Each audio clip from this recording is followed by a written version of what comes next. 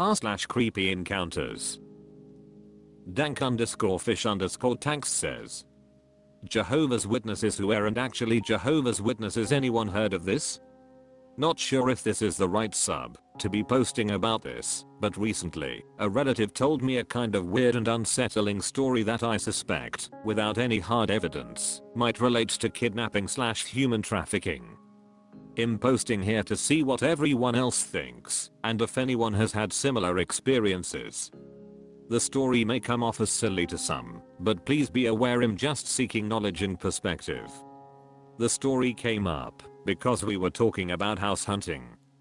My partner 22 female and I 22 male are looking to move soon and are looking for a place to live. The relative and her partner are in a similar boat. The discussion eventually led to our preferences of rural vs suburban properties. At some point, I said something about how I'd like to live somewhere more rural, but there are things that freak me out about the countryside too. She then shared with us a strange experience her and her partner had when going to look at a house. They had scheduled a showing with their realtor and had gone to meet him at the house. According to her, the place was pretty far out in the boonies, but still cornfields rural, not middle of the woods rural, an important distinction here in Michigan. When they arrived, their realtor was already there. However, when they got out of the car and started walking up the driveway, a white van abruptly pulled into the driveway. The sliding door swung open, and the van was packed full of adult men in Amish/Mennonite type attire, like 6 or 7 guys according to her.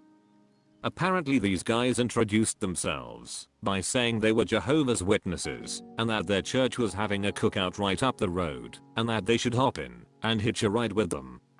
As you can guess, the relative, her partner and their realtor were all a little weirded out by this interaction and were unsure how to respond. After nicely trying to tell them no, the men continued to insist that they get in the car and eventually had to be told by the realtor that they were on private property and needed to leave. They then closed the sliding door and whipped out of the driveway and went speeding down the road. Now, obviously this could just be a misunderstanding of some kind, but hearing this story, the first place my mind went was human trafficking. However, I don't know if that's just how my brain is conditioned to interpret events like this because sex trafficking is so prevalent in my home state. The whole story gave me a very uneasy feeling, mostly because the idea of creepy people posing as Jehovah's Witnesses is terrifying to me. I'm curious if there's anyone with similar experiences, or if anything like this has ever been documented. Gabagulgandalf says, the first place my mind went was human trafficking. Unfortunately that is a very common misconception. Actual human trafficking involves people who know you, or a lot of research. It is extremely rare for people to get snatched out of the blue for human trafficking. It's either relatives or people who are working some kinda long game. You don't just snatch people about whom you have no idea what kind of resources their family has access to and a clear plan of logistics. Regarding the actual story here, well it could be two things. This could have been a robbery attempt. But most likely, they really just wanted them to join their cult. Get to them before the neighbors do. The whole get in the van thing would also fit. Sects and pyramid schemes both share one recruitment characteristic. They want you isolated. Hitching a ride with them would mean they have no way to leave the cookout thing by themselves. And then they just bombard the poor initiates with their indoctrinating behavior. And Rikenna says, human trafficking by strangers is the stranger danger of the 2000s. No one wants to admit that the people you're most in danger from are those you trust and allow into your life. It's much easier in people's minds to imagine some suspicious looking person in a van patrolling for victims. But just as with rape, child sexual assault and homicide, the perpetrator is more likely to be someone you know. With trafficking it's even more likely to be someone you know and trust because they have to work hard to convince you to stay of your own accord, otherwise it's just kidnapping. Flat Soda 1132 says, whoever they were I very much doubt that they were actually Jehovah's Witnesses. My aunt and cousins are Jehovah's Witnesses, and I would go to their weekend services when I would visit. I'm talking about sports arena filled. It was wild how many people were there, and I have never seen anyone there dressed in Amish/Mennonite attire. Always nice suits, dresses, modern clothes. So as soon as I read that a who red flag, that they are not who they said they are. Sounds more like the cult of Carol, Joe, Bob or whichever crazy was looking for volunteers/hostages. Oh my god, Bucky 405 says. I grew up JW, this is 100% not how it works. At all. Congregation gatherings are for members of the congregation and family members. If an invitation is extended to a stranger, it's to attend a meeting at the Kingdom Hall, and only after a person have shown interest. I'm 100% certain they weren't JW. I doubt human trafficking, but something weird was going on. No Conference 7195 says. The JWS are not that entertaining. Mshmir004 says. Are you from the up, or are you all trolls? We call people from below the bridge trolls because they live below the bridge. r/creepyencounters. Generic Trex says. I saved my little brother from being kidnapped. For reference, my little brother, we'll call him Tom, is 6. I'm 17. He wanted to go to the park we live across the street from, no biggie, we live in a safe neighborhood and I can look through the screen door. He's on the swing set, and after about 2 to 3 minutes of sitting on the porch looking after him, I run inside to use the restroom. I come back, and there's a white Honda Civic with a hand out motioning my brother to go to them. He starts walking to them, has been told various times to not do that, and my adrenaline just kinda ran through.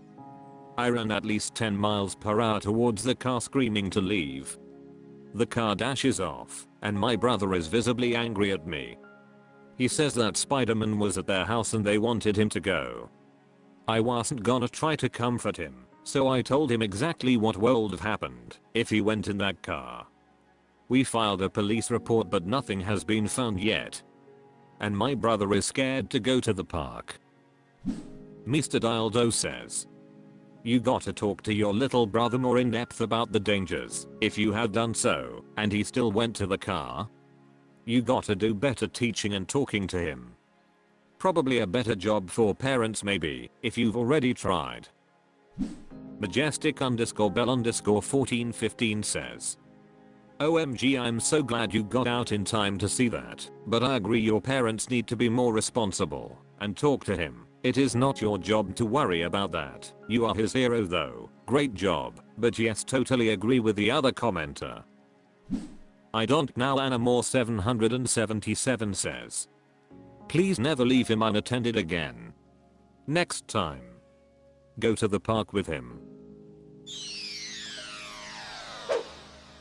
r/creepyencounters. Guerrier_ says. I felt like that was my end. Goodbye world. I, F25, work on a cruise ship, visiting countries around the world. Sounds cool, but it's hard work, and may put you on some weird situations. This day, I was being transferred from one ship to another. Usually, when you disembark from a ship you leave with many other people disembarking and get into a bus hired by the company to take you to the airport. Well, this time it was different. I was leaving the ship in the middle of the cruise, and I was the only one. First time in that country, north of Europe, and I get out of the ship next to the crew admin and find 2 different cars/2 different drivers to take me to the airport. She's the one making contact with them, and she is lost. No idea which is the correct one.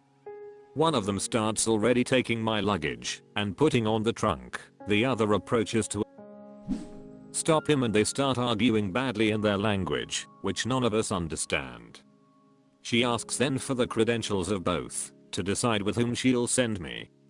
Needless to say, my mind at this point is going far with ideas of human traffic and other possibilities, and I do tell her that Her face seems concerned and confused as well the whole time. One of them gave her an ID with a picture and company logo, the other one, only a business card from the company. She then said she was gonna check them, and I thought good, we'll wait to see what's going on here, but she straight away sent me with the first one, the one that has that ID card, as she says she knows the name of the company. Well, of course, I didn't went chill. At the car I was sending messages to my mom and boyfriend, sharing my location and explaining what was going on. Also, I opened Google Maps to see if we were going in the right direction. The driver then starts doing a voice call, also arguing with someone in his language, and I try to download it as fast as I can a translator so I can record and get the meaning. When I finally got it, he finishes the call and does not start another. He does not talk to me at any moment and keeps an unfriendly expression. I proceed checking Google Maps, and to my despair, he does not take the route I was hoping for. He then stops at a place that looks like a bus station, leaves the car, and starts taking my luggage out. I ask what is that place and he says it's the airport and we need to go to the immigration. I follow him to an entry and it's a huge building, so I do believe it may be the airport, just a different entrance, but I'm not yet chill. He takes me to this corridor, we finally check my documents with an officer, and he leaves me there. Only then I finally breathed, '0.0 /backquote. To this day I didn't find out if the other driver was official or not. Once you leave a ship you hardly have contact again with the people working there. It could be something very innocent, but maybe my gut doesn't trust that at all. And I don't know if you'll consider this story really eerie, but I know how scared.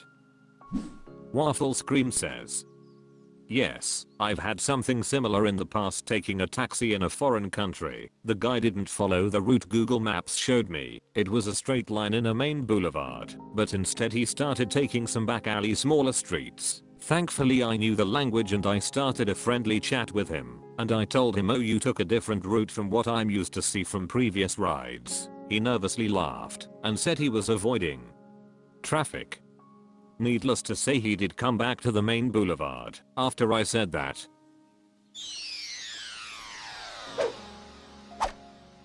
That's all for this video. Thank you for watching. Please subscribe.